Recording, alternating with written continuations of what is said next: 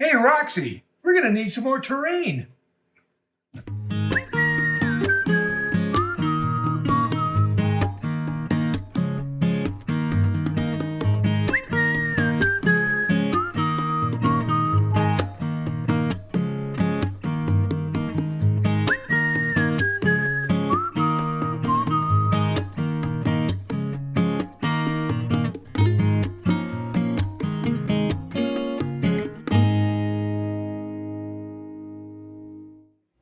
Well, hey, rail fans and model railroaders.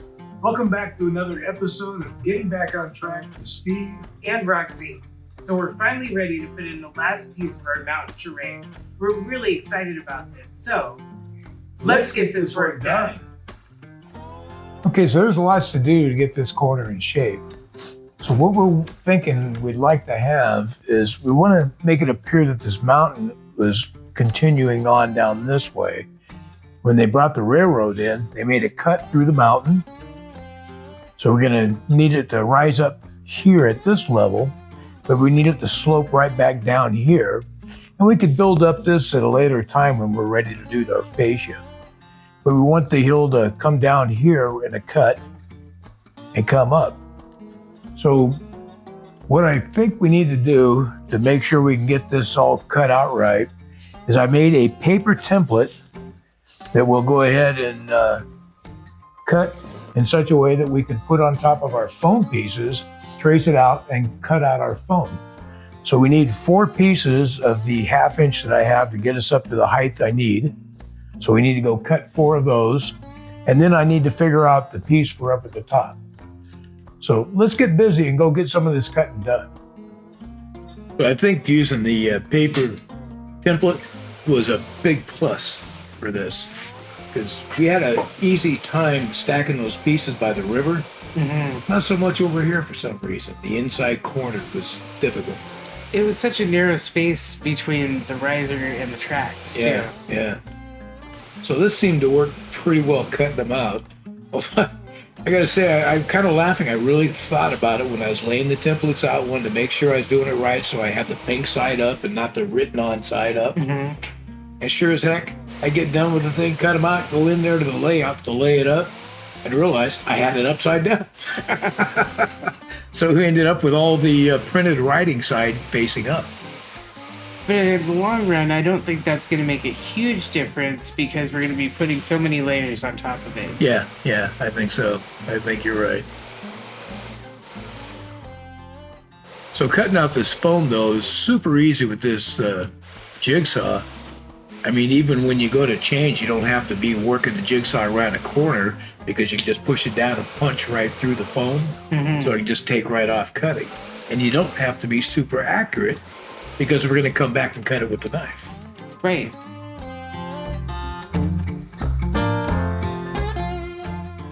So here is one of the issues we ran into that I'm having a hard time wrapping my head around.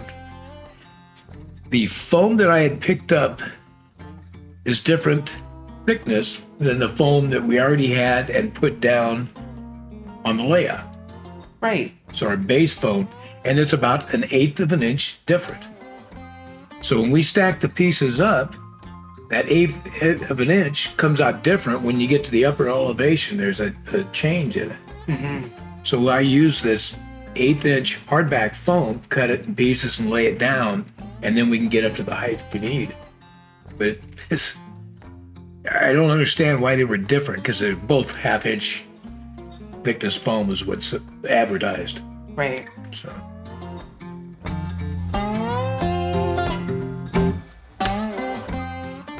So this is working out pretty good, though, and then we're going to get our spare pieces we had that we collected up, and we'll make that top area.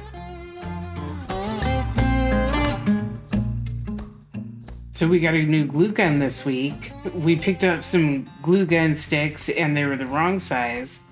And it occurred to us we could just have the other size of glue gun. This one's been working pretty well.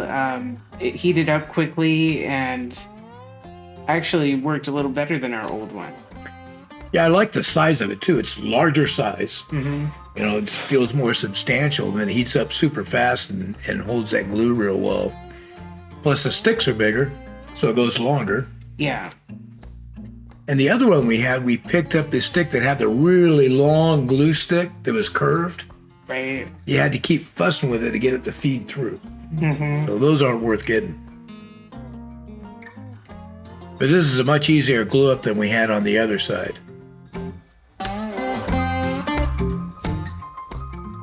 So here we're connecting our corner into the mountain.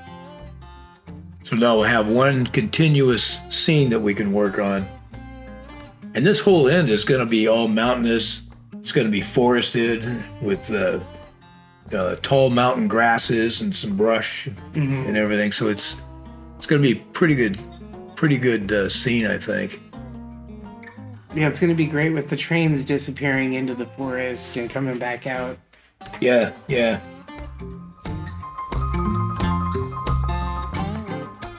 So also this time, I managed to do all the cutting without breaking the wire. You did.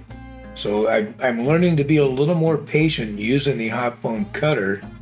You just get a slight easy pressure and allow the wire to work its way, let the heat do the work. Mm-hmm. And don't let it bow the wire too much. Yeah. But it's definitely fun to use because I'm finding is I'm just a slight turn of the wrist one way or the other or back and forth. It varies how you're cutting. So as you're taking these big chunks out, when you pull that piece out, it really gives some character to that cut. Yeah, that's going to be so cool when we get some plaster and Sculptamold going on. Yeah, yeah.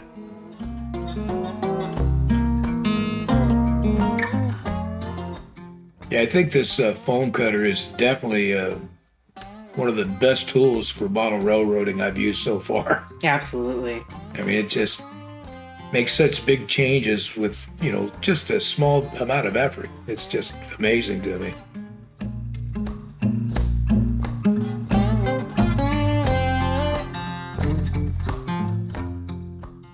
Get our upper level glued in here.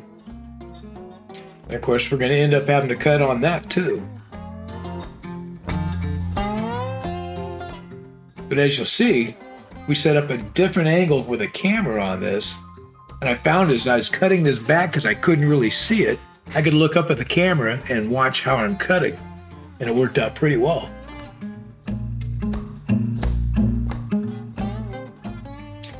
But we just want to set a gentle slope to this so we can bring it down a little bit and take the flatness out of the top. Then we can come back in and we'll take a sanding block and do a little sanding on it to kind of round it out a little more. And I think this will work out pretty well.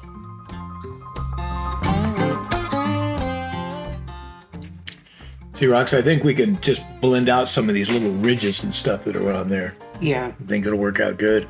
Be a good base to be able to plant some trees. Mm-hmm. So now we can see what it looks like with our trains running through it. I love when they all converge in the same place for a moment. Yeah, yeah. But it's neat how it kind of tucks in behind you can still see the train, but it's starting to hide a little bit. But once we get some brush and some trees and stuff in there, they'll kind of poke in and out and be able to see them. So I think that's going to make it a little more interesting. It really gives depth to the layout. Yeah, yeah.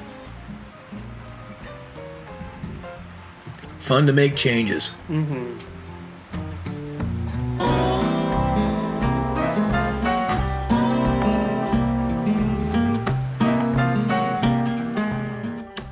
Well, there you go. We finally got in the last piece of the foam and we're ready to move forward onto the last bit of the mountain plaster.